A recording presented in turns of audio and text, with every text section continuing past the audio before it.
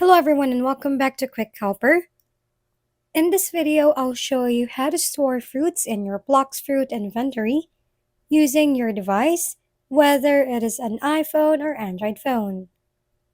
First, make sure that your Roblox app is already updated. If it's updated already, all you need to do is to open your Roblox app in your device. Next, click the search icon and search for Blox Fruits. Click the game and hit the play button.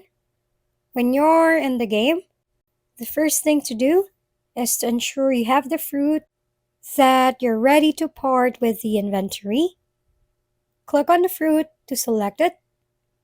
This summons a menu of options where you'll find the options like Eat, Drop, and Store.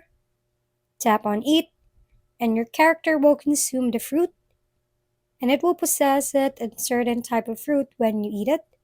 Remember, Blox fruit power is permanent once the fruit is consumed.